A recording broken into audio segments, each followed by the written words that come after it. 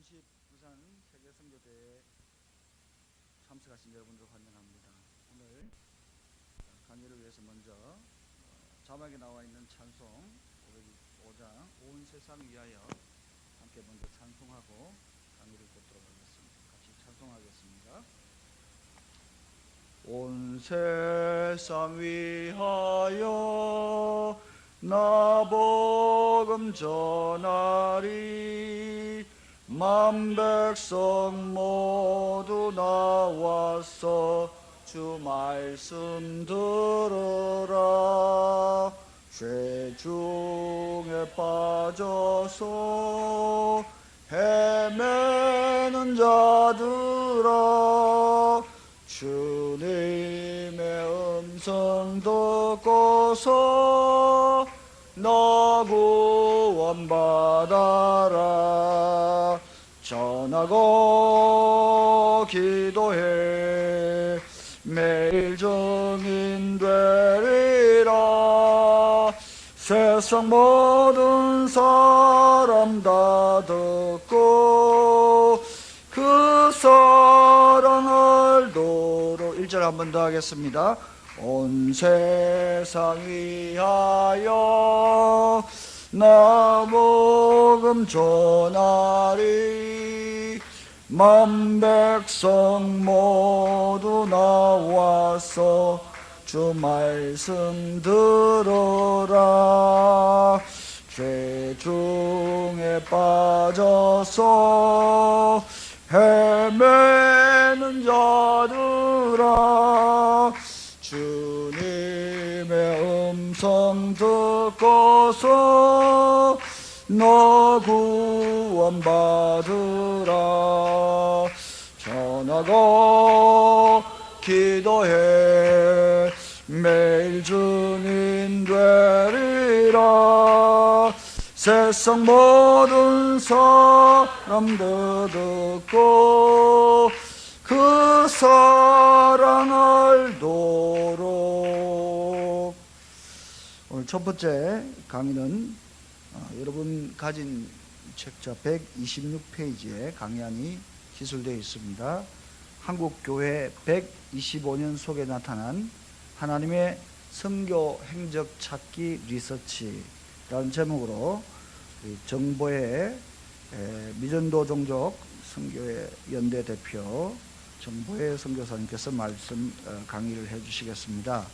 정보의 선교사님은 한국 외대에서 중국어를 공부하셨고 아세아 연합신학원에서 아세아과 신학 석사학위를 하셨고 북경중앙민족대학교에서 종교학과 박사를 수료하셨습니다.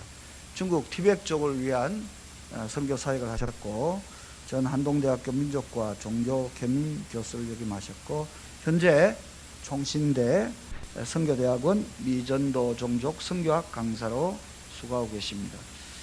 미전도 종족 선교연대 대표로서 오늘 이 리서치를 발표해 주실 때 우리 모두 정말 하나님께서 우리 민족 가운데 얼마나 놀랍게 선교의 일들이 진행됐는지 살펴보고 또한 앞으로 한국이 세계 선교의 중요한 주도 국가로서 어떻게 감당해야 될지 여러 가지 이야기를 말씀을 강의를 통해 전해줄 것입니다. 우리 이 시간 합심해서 함께 하나님께 한번 감사했으면 좋겠습니다.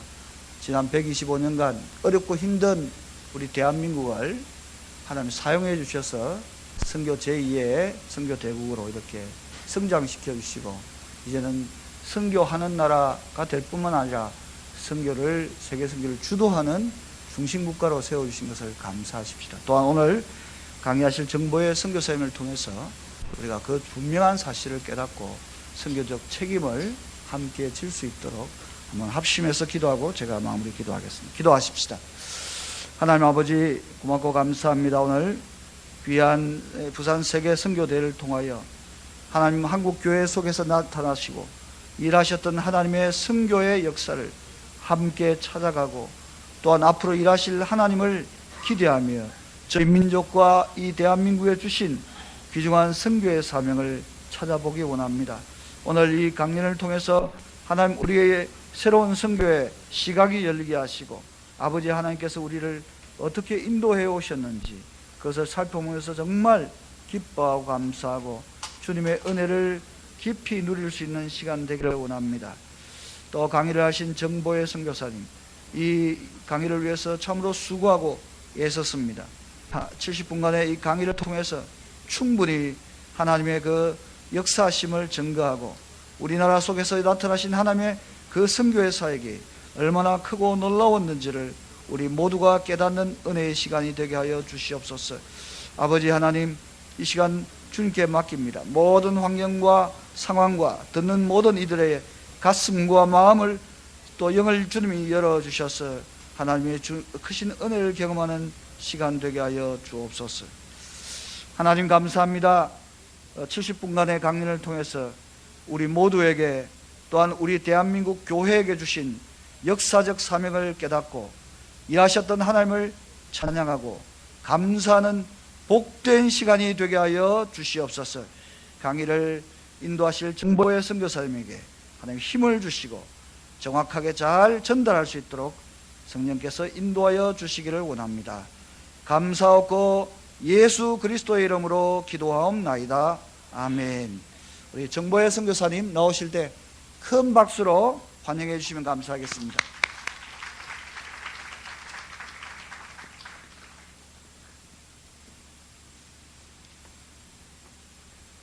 어제부터 참석하신 분들은 많은 복이 있을 줄 압니다.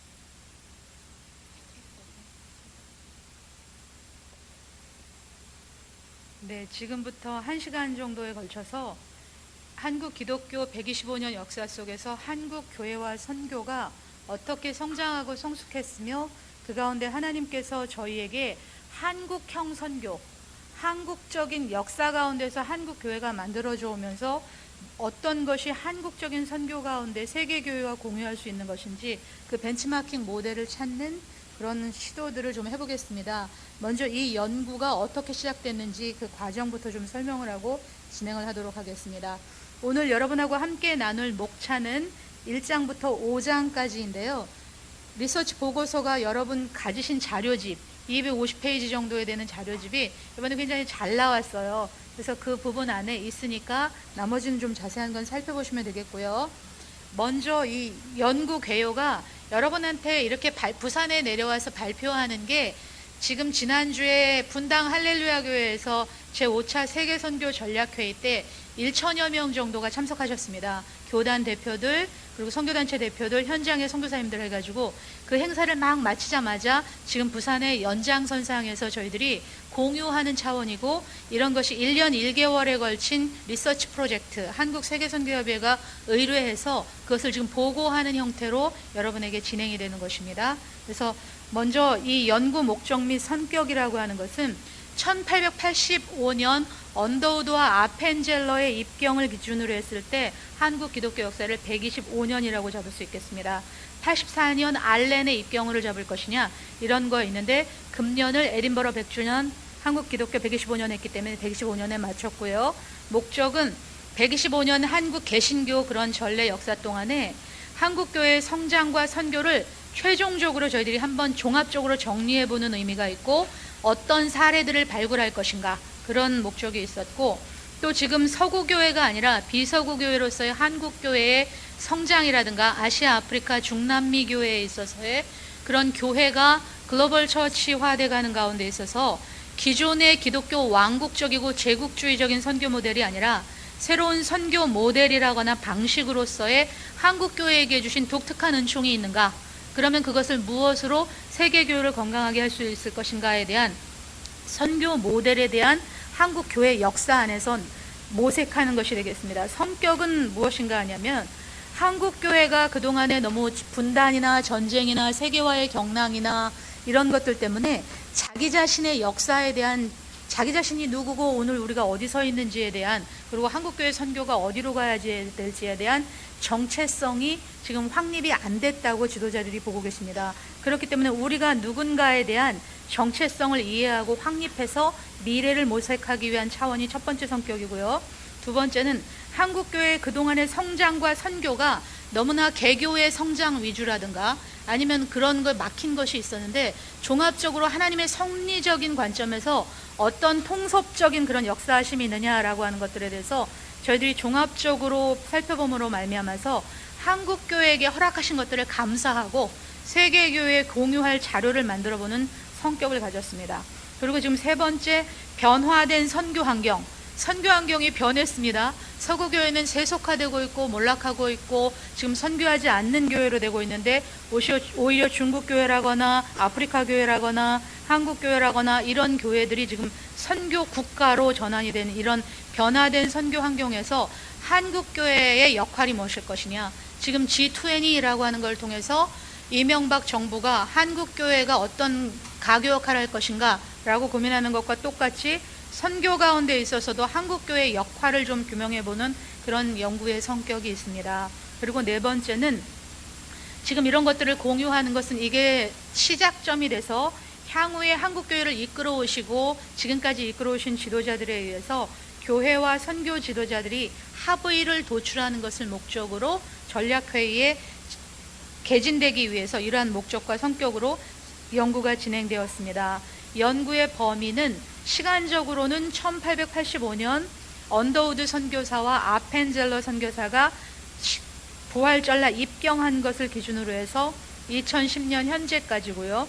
공간적으로는 한국 국내와 한국이 파송한 선교사들과 해외 한인 디아스포라 800만 한인 디아스포라가 있는 것까지 포함을 하고, 내용적으로는 지금 가장 이슈가 되고 있는 게 한국형 원전 수출 이러고 있는데, 도대체 선교에 있어서는 한국적인 선교나 한국형 선교가 오해되지 않으면서 민족주의적이나 국수주의적 입장이 아니라 그 하나님의 각각의 국가에 허락하신 독특한 은총 가운데 왜 이런 것이 필요한가에 대한 그런 내용 하나와 한국 교회의 역사에 대한 정리 한 부분과 한국 기독교 역사 가운데 대표적인 서양 선교사들의 전략이 우리가 맨 땅에서 복음을 받지 않았고 선교사들이 아름다운 발에 의해서 복음을 받았기 때문에 그런 것 가운데 저희들이 계승해야 될 유산은 무엇이냐, 그런 것 가운데 기독교의 연속적인 측면에서 대표적인 선교 전략을 분석해 보는 걸로 이렇게 시간을 갖기로 하겠습니다.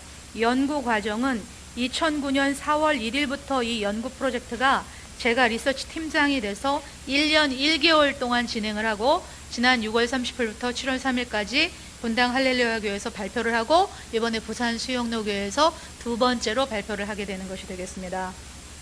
문헌 조사는 한국 기독교사를 포함을 해서 선교학 자료라든가 그 다음에 여러 가지 교회 성장 자료라든가 이런 문헌들을 저희들이 10가지로 분류를 했고, 자료집에 자세히 실려 있습니다.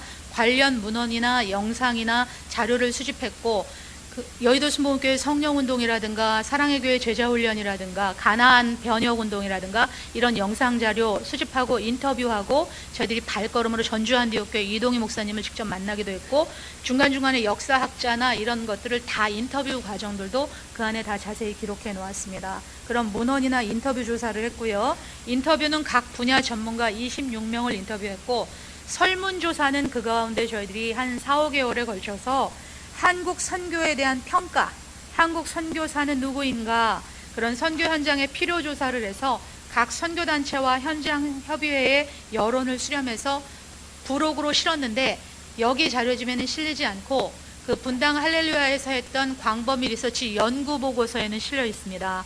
그래서 저희가 지금 이 시간에는 긍정적인 보고를 위주로 하고, 한국 선교에 대한 부정적이라거나 그런 반대적인 평가 부분에는 저희 리서치 보고 부록에 실어놨는데, 그런 것은 여기에 지금 실리지 않았습니다. 여기는 본문의 내용만, 리서치 보고의 본문의 내용만 실렸던 것을 좀 감안하시고 나중에 리서치 보고가 필요하시면 그 서울 쪽에 있는 한국세계선교협회에 주문을 하시면 될 것 같습니다. 저희 단체를 통해서 하셔도 되고요. 연구 과정은 1년 1개월에 걸쳤기 때문에 먼저 학술 세미나 형태의 심포지엄도 가졌고요.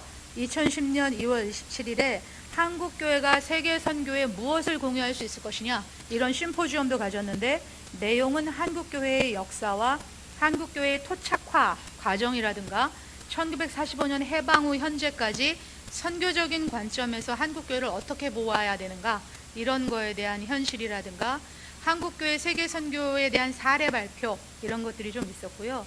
1차 준비 프리 컨설테이션 대회가 2009년 11월 3일에서 5일 2박 3일 동안에 3박 3일 동안에 한국 선교 지도자 포럼을 대회를 통해서 한번 1차 합의와 여론 수렴을 했고 종합을 했고, 또 2차 프리 컨설테이션이 2010년 2차 준비 대회로 4월 20일 날 열렸기 때문에 1년 1개월의 과정을 거치고 의견을 개진하고 종합하고 의견을 개진하고 종합하고 해서 오늘 여러분한테 그런 것들이 종합안을 선보이는 게 되겠습니다. 이제 본론으로 들어갈 텐데요. 지금까지 서론에서 지금 어떤 과정을 거쳐서 이 연구보고서가 여러분에게 공개되는 겁니다. 그런 설명을 했고요. 이제는 한국형이나 한국적인 선교가 왜 필요한가? 국가만 이게 필요한 게 아니라 선교에서도 왜 필요한가라고 하는 거에서 먼저 한국에서 한국적인 선교에 대한 논의들은 일찍이 1960년대에 한 번 있었습니다. 1960년대 토착화 논의라고 하는 것이 있었는데 주안점은 그때 한국의 유교, 불교, 도교, 무당 종교 이런 것처럼 해가지고 한국의 기존의 전통 종교하고 문화를 기독교 신학, 조직 신학자들, 특별히 감리교라든가 윤성범 교수라든가 이런 홍 교수님이라든가 이런 분들을 위주로 해가지고 기독교 신학과 비교 분석하는 방법으로 조사를 했었어요. 근데 이제 그게 어떤 문제를 발생하게 되냐면 종교다원주의, 혼합주의 논쟁으로 치닫게 됐고 사변적 학문으로 됐으며 그 당시 한국 교회의 현실적인 상황과 거리감이 있고 또 인위적인 통합의 위험성을 가져오면서 말미암아서 한국의 종교 문화 가운데에서 하나님의 일반 은총이 무엇이냐, 그런 것들을 해보려고는 했지만 이런 것들이 이런 문제화되면서 제대로 시도가 못했고 오히려 역효과가 더 강했기 때문에 중단된 상태로 한국이 2000년대를 맞았었습니다. 근데 이제 이런 것 가운데 최근에 한국 기독교 가운데에서 2000년대 넘어들어서면서부터 한국 선교 지도자들 사이에서 한국이 2위로 선교사를 파송하다 보니까 아까 저보러 중국 티베트권이라고 했는데 불교권에서 복음은 어떻게 상황화돼야 되는 것일까? 예수 그리스도가 성육신하신 것처럼 어떻게 복음이 내용과 진리는 변질시키지 않으면서 본체는 유지하면서 그 문화권 속에서 어떻게 잘 적응해서 전달할 수 있을 것이냐, 이런 고민들이 이제 많아지기 시작하는 겁니다.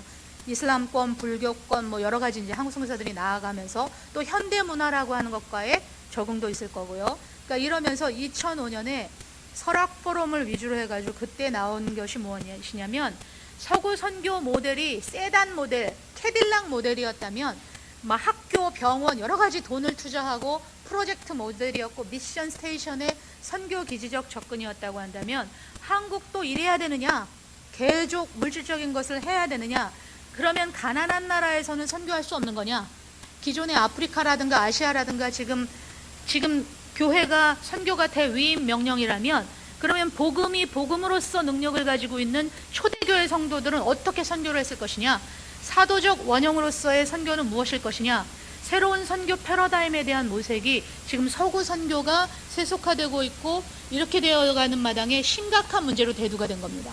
아시아, 아프리카, 중남미 교회가 새로운 교회가 되면서 그러면서 이제 한국 교회 안에서 서구 교회 모델이 아닌 새로운 선교 모델에 대한 것을 개발해보자. 하나님이 주신 것 가운데서 한국 선교의 강점은 무엇일 거냐, 우리의 정체성은 무엇일 거냐, 이런 토론들이 활발해지기 시작했습니다. 2004, 5년, 5, 6년 들어서면서 이때 당시의 내용은 중요한 것은 지금 선교 환경이 변했다는 것입니다. 이 변화된 선교 환경 가운데 우리는 누구고 어떤 역할을 할 것이냐라고 하는 것이 있었고, 그러면 우리는 서구 기독교 125년 역사 속에서 전 세계 기타 아무런 국가도 없는 유일한 모델이, 우리만큼 성공한 모델이 없다는 게 지금 모두가 주지하는 사실입니다. 중국도 기독교 선교가 굉장히 오래됐고 우리보다 길고 일본도 길고 전 세계 피선교지 가운데 100년 역사 만에 기독교 인구 25%와 선교사 세계 2위 그리고 교회 성장 이렇게 이룬 나라가 우리나라 외에 없답니다. 그러니까 이런 서구 선교의 유산이자 산물로서의 우리를 점검하고 이런 것 가운데서 우리가 어떤 좋은 유산을 이어받을 것이고 또 나쁜 것들은 우리가 뭘 수출하고 있느냐라고 하는 거에서 좋은 유산을 받았음에도 불구하고 이제 이런 거에 대한 것이 저희가 오늘 주제점이 되겠는데요. 이제 서구에서 왜 한국형이 제기가 되었냐면 공통적으로 제기된 문제가 서구 신학이 심각한 한계를 지니고 있다는 사실에서 출발했습니다.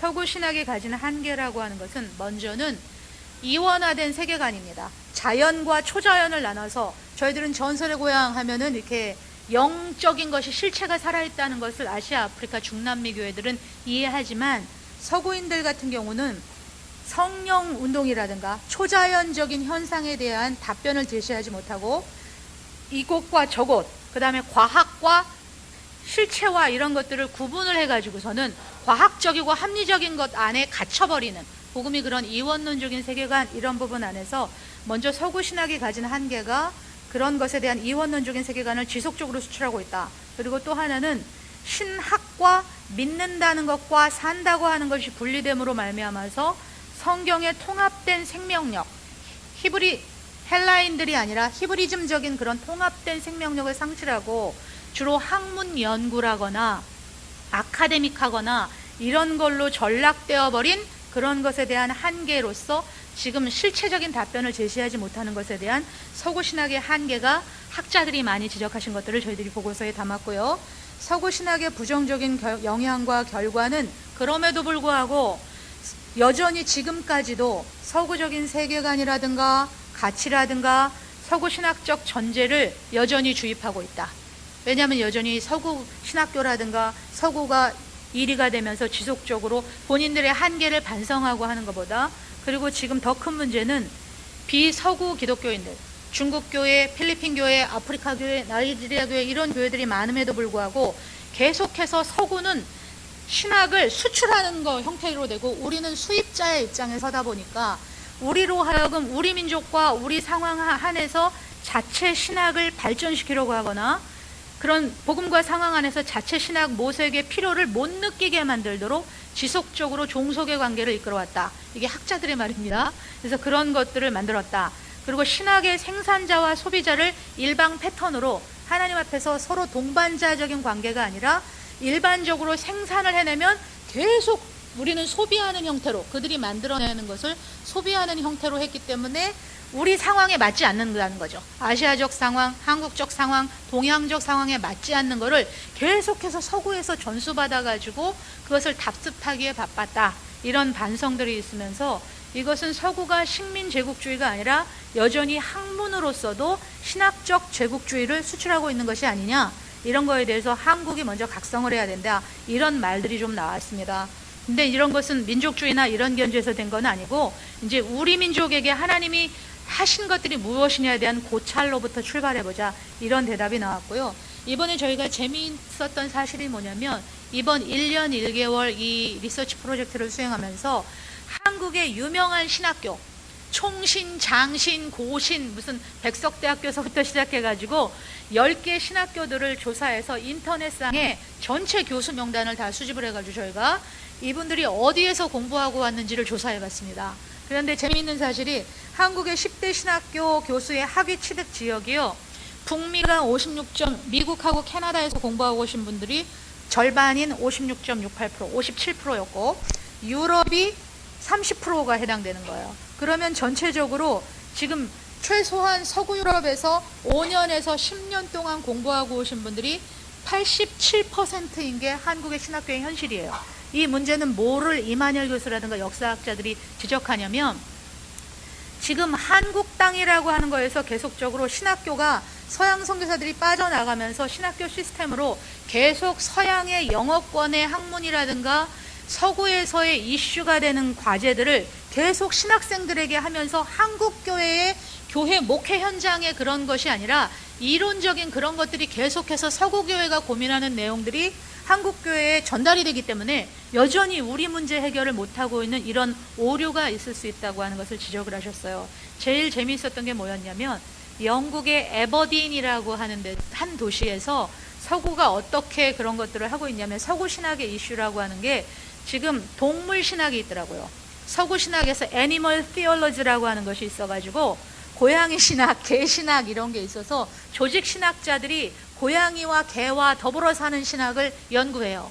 물론 생태계까지 창조론까지 포함한 하나님의 그런 것을 확대시킨 거는 좋았지만 이분들이 에버딘 교회가 같은 경우에는 지금 저희들이 인간의 생존의 문제가 지금 인간이 1달러 미만으로 사는 사람들이 없어지는 마당에 서구에서 실제로 고민하는 이슈라고 하는 것은 인간의 외로움을 대신해 줄 수 있는 개와 고양이가 사람 위치만큼 짐승이 승격을 한 거예요. 그러다 보니까 여기에서 조직신학자들이 개와 고양이에 관한 신학을 조직신학 논문을 써서 발표하고 에버딘 교회에서 애완동물과 함께 드리는 예배를 마련을 했어요. 그러면서 참 좋았더라. 근데 애완동물하고 함께 예배를 드리는데 작은 곤충은 같이 데리고 갈 수 있었는데 말같이 기린같이 큰 곤충은 교회당 문을 못 통과한 거예요. 그러니까 다음에는 교회당을 증축하겠다. 이런 얘기가 나온 거예요.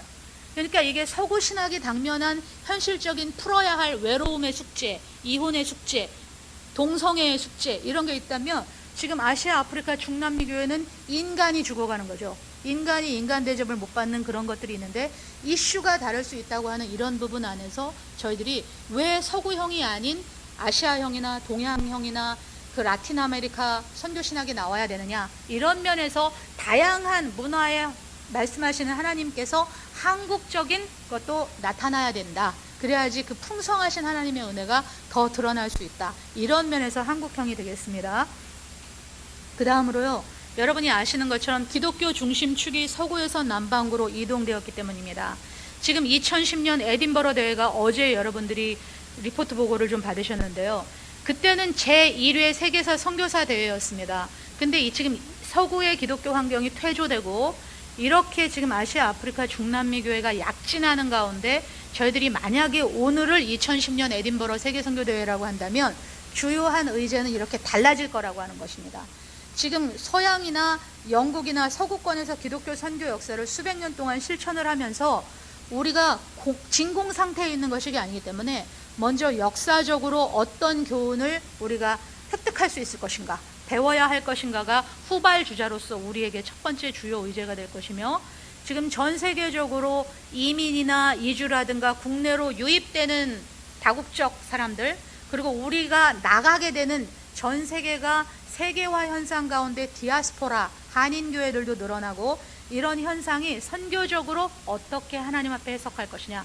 중요한 키워드가 디아스포라라는 사실이고 세 번째가 비서구교회 선교운동이 한국을 위시로 해서 이렇게 전개되고 있는데 우리는 서구 선교를 제국주의 선교요, 물질 선교요, 사람을 지배하는 기독교 왕국적 선교요 이렇게 하면서도 우리 역시 똑같이 하나님 앞에서 재생산하고 있는 오류와 부정적인 것은 어떤 것이냐, 부정적인 유산은 어떤 것이냐, 저희에 대한 점검 작업이 세 번째 있어야 되는 거고 지금 전 세계 교회 가운데 네 번째로요. 지금 성령운동, 오순절 성령운동이 더 이상 교회가 단일화되지 않고 오히려 아시아, 아프리카, 중남미에서는 굉장히 많은 특별히 남미권이나 아프리카권에서는 펜타코스탈 현상, 오순절 성령운동이 강력하게 일어나고 있는 것 가운데에서 교회를 어떻게 설명할 것이냐.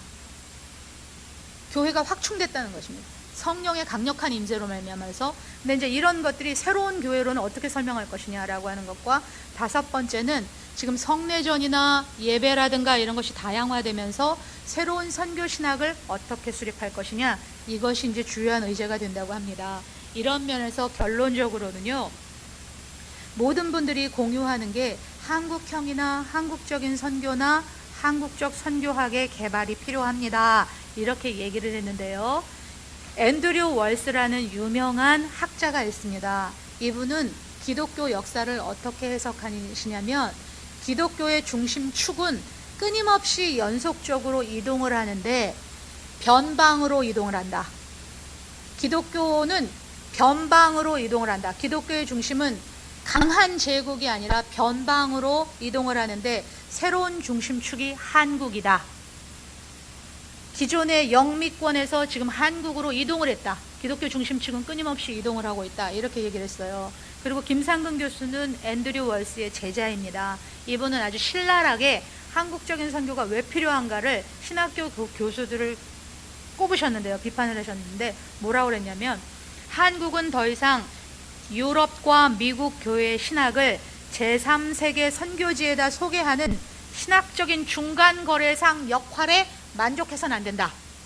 이제 하나님께서 우리에게 뭐라고 말씀하셨는지에 대해서 우리 한국 땅에서 한국적인 새벽 기도라든가 한국적으로 교회 성장을 돌파한 사례라든가 이런 걸 종합하고 정리해서 하나님 앞에 서구교회를 더 건강하게 동반자로 할 수 있고 아시아, 아프리카, 중남미 교회와 공유할 수 있는 것들을, 그래서 풍성하신 하나님의 은혜들을 좀 더 나누고 이런 교훈들을 공유할 수 있어야 된다. 미래에 제안해야 한다. 이런 말씀들을 하셨습니다. 이문장 교수는 선교신학 가운데 왜 동양신학인가, 왜 한국적 선교신학인가 이런 글들을 많이 쓰신 분인데 이분은 뭐라고 그랬냐면 지금 외래 신학으로서의 서구 신학이 한국 교수나 서양 사람들에 의해서 문헌이라든가 영문 이런 거에서 계속적으로 주입이 됨으로 말미암아서 한국 자체 신학 발전이 미흡했다. 그리고 합신에 있는 안점식 교수는 지금 한국 선교가 미국 선교사 다음으로 세계 선교 현장에 2위를 보냈는데도 한국 선교사들이 선교 현장에서 서양 선교사는 합리적이고 분석적이고 시스템적으로 움직이다 보니까 팀의 명령에 순종합니다. 근데 한국 선교사들의 특징하면 무대뽀 이런 것이 많이 등장합니다. 근데 무대뽀와 성경적인 믿음의 공통점도 있고 차이점도 있습니다. 무대뽀가 인간적인 믿음에 근거한다면 그것은 정말 차이점이지만, 그렇지만 무대뽀가 하나님 앞에 보이지 않는 미래를 신뢰하고 비전을 신뢰했을 때는 그것은 성경적인 믿음이 될 수 있습니다. 근데 분명히 선교 현장에는 한국 선교사도 있고 필리핀 선교사도 있고 미국 선교사도 있고 다양한 선교사들이 있는데 한국 선교사들이 위축이 되어 있다는 사실입니다. 지금 세계 2위로 한국 선교사들이 5대양 6대주에 많이 나가 있으면서 자신이 사역적으로 돌파한 거, 교회 중심으로 교회를 개척하고 하나님 앞에 잘한 것도 있는데 이런 부분이 설명해 줄 만한 선교신학적인 이론적 토대라든가 근거가 없다 보니까 잘하고 있으시면서도 내가 잘하고 있는 건가?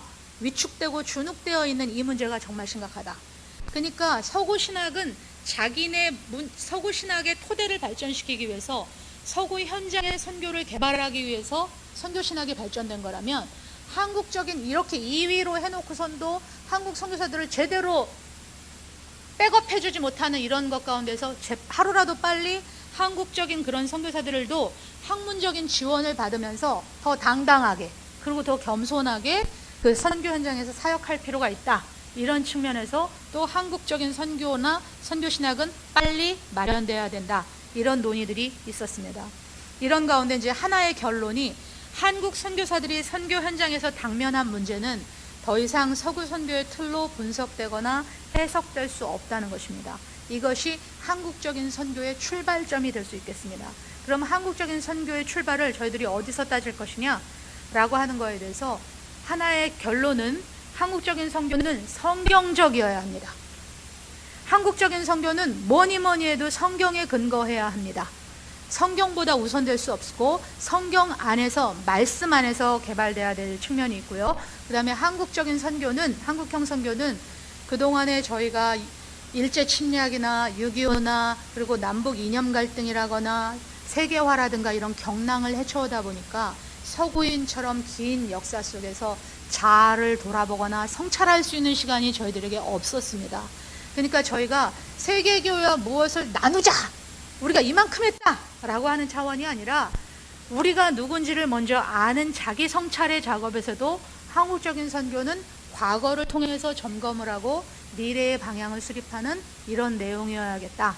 이런 자기 성찰의 측면이 한국적 선교에 반드시 선양돼야 되는 것이고요. 그것이 역사로부터의 고찰, 역사적인 접근서부터 먼저 해야 되는 것이고, 세 번째는 그동안의 서구 신학은 조직 신학, 성경 신학, 이론 신학 이러다 보니까 분과 학문으로 굉장히 많이 파편화가 됐습니다. 그리고 교회 현장과 신학교가 이론과 현장이 굉장히 유리되어 있었습니다. 근데 이제 한국적인 신학이라고 하는 거나 동양 신학이나 이런 나라들은 지행합일입니다. 믿는다는 것과 산다는 것과 안다는 것과 이런 것이 통합적인 도제 방식이어야 된다는 것입니다. 제자훈련이나 이런 것이. 그래서 이론과 실천을 통합시키는 이런 방향으로 한국적인 선교가 수립되어야 되겠다. 이런 것들을 논의하셨고, 네 번째는 한국인의 가장 큰 특성하면 모든 것을 서구 것을 많이 모방했고 남의 것을 벤치마킹했는데 종합시키는 능력이랍니다. 그래서 이런 것들을 종합해서 회통한다고 표현하는 이 시대에 하나님 앞에서 우리가 이런 것들을 어떻게 잘 종합시킬 수 있을 것인가, 이런 네 가지 방향으로 한국적인 선교가 수립되어야 된다라고 하는 것을 말씀하셨고요. 이런 것 가운데 가장 큰 한국 선교의 한국의 앞으로의 과제가 무엇이냐? 첫 번째는 신학의 자기화입니다.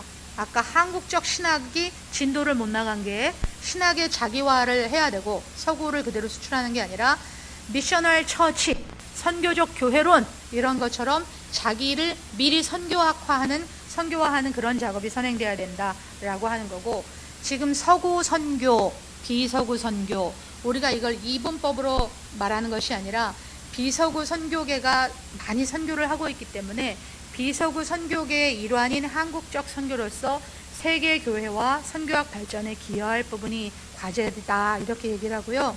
세 번째는 변화된 선교 현실이 주는 도전과 기여에 한국 교회의 그동안 역사 속에서 사도적인 모델이 무엇일 것이냐, 저희들이 찾아야 된다는 것입니다. 그리고 그것을 가지고 세계 교회와 나눌 수 있어야 한다는 것입니다.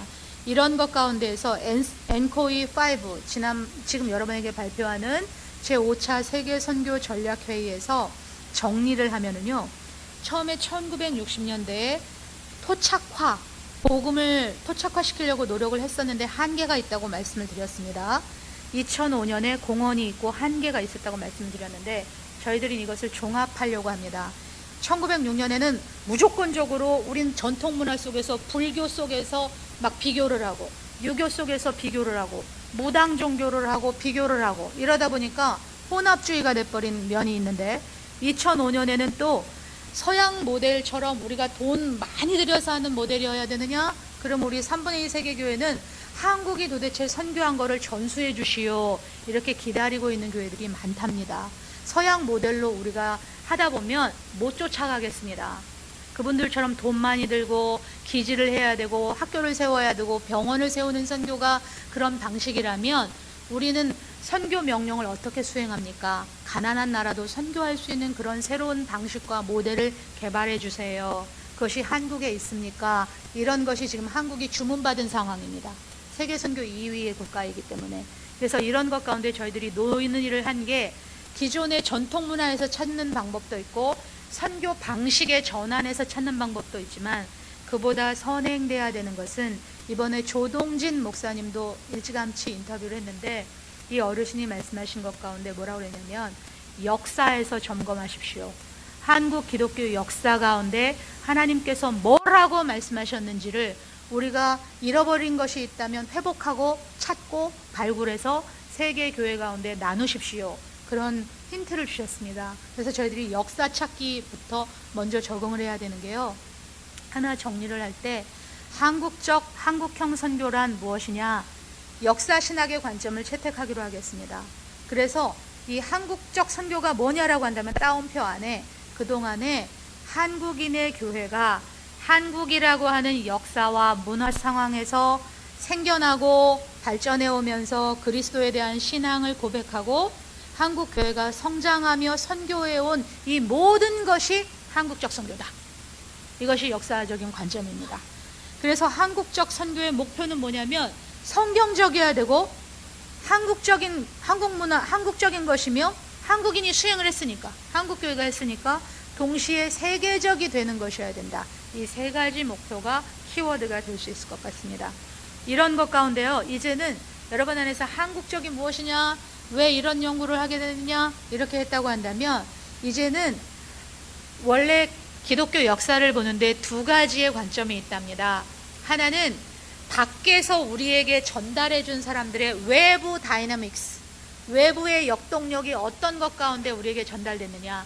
그러니까 우리에게 복음을 전해준 서양 선교사들이 어떤 역동력을 가지고 복음을 추진했느냐라고 하는 외부자 중심의 관점이 하나 있고, 또 하나는 복음을 수용하고 받아들인 관점의 입장에서 한국 민족이 가진 다이내믹스가 뭐냐, 하나님이 우리 민족에게 허락하신 어떤 것들이 복음으로 하여금 이렇게 전 세계에 유례가 없을 정도로 지금 세계 제2위의 선교와 하나님 앞에 이런 교회 성장을 이루었느냐라고 하는 두 가지 관점으로, 외부적 관점, 내부적 관점 두 가지가 하는데, 저희들은 한국 역사를 점검해야 되기 때문에 먼저는 내부자적인 관점으로 하나님께서 우리에게 허락해 주신 그 내부의 역동력이 어떤 것인가를 중심으로 한국교회사를 잠깐 구한 말부터 해방 전까지, 해방 후부터 현재까지 두 가지로 나누어서 살펴보는데요.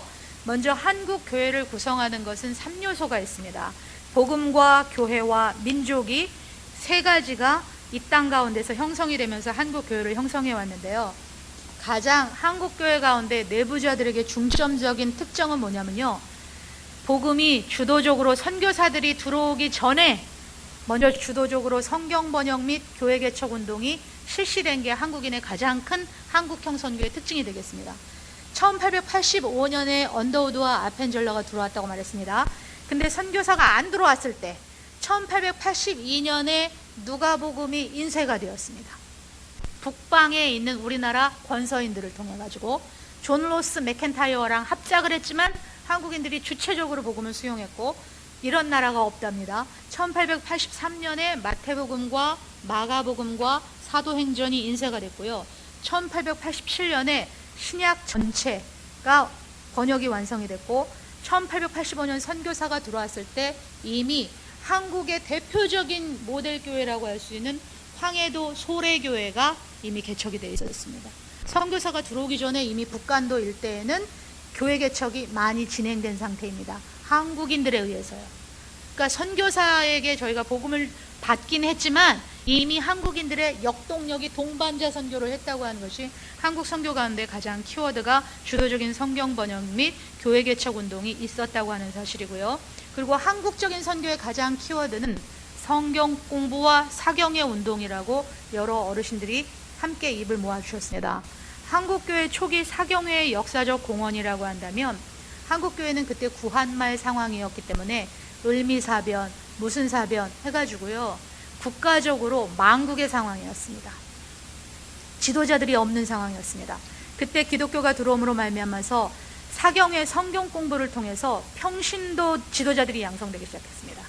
평신도들이 성경 교육 및 신앙 훈련의 중요한 도구가 돼서 미래 인재가 되고 있었고, 양반 쌍놈의 계급 사회가 변혁될 수 있는 기초가 다져지기 시작했으며, 토착적인 성경 공부 방법으로서 우리나라는 유교, 하늘천 따지 형식으로 무조건 성경 공부를요 암송식으로 했던 것이 특징이랍니다.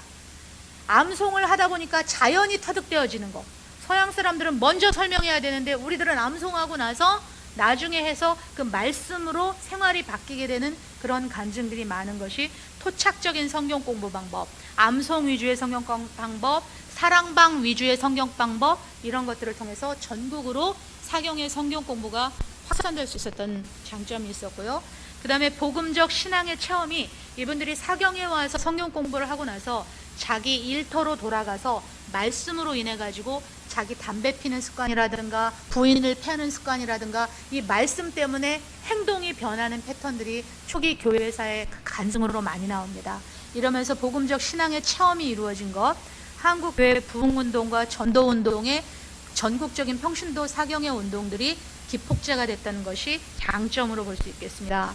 한국교회 초기 사경의 역사적 공헌을 보면 지역교회 간의 목회자와 평신도 간의 처음으로 신앙 교류가 이루어지게 되었으며, 당시 구한말 상황에서 한글이라고 하는 언문을 통해서 양반 사회에만 지식이 전수되고 있었는데 개화와 계명의 일환이 됐다는 것입니다.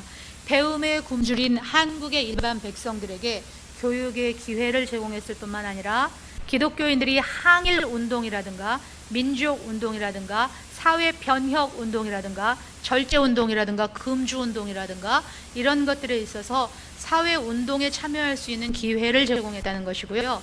한국 교회 특유의 복음적이고 토착적이고 민족적인 신앙 전통에 수립한 게 과거 전통에서 사경회라고 합니다. 근데 지금 한국교회가 말씀 공부를 잊어버렸다는 거예요. 사경회가 나중에 부흥회로 바꾸면서 말씀 중심의 한국형 선교의 특징을 되찾아야 된다. 이런 것에 대한 것들이 저희가 유산이 있고요. 그 다음에 한국교회의 특징 가운데 또 하나, 이 구한말 해방전 시기에 새벽 기도와 날연보 운동을 둘 수 있겠습니다. 이 데이비스 한국 선교사였는데 이 사람이 뭐라고 말하냐면요, 자기는 미국이라고 하는 기독교 국가에서 자기를 파송했음에도 불구하고 한국 교인들이 아주 새벽 기도하는 형태를 보니까 독특하게 기도를 하고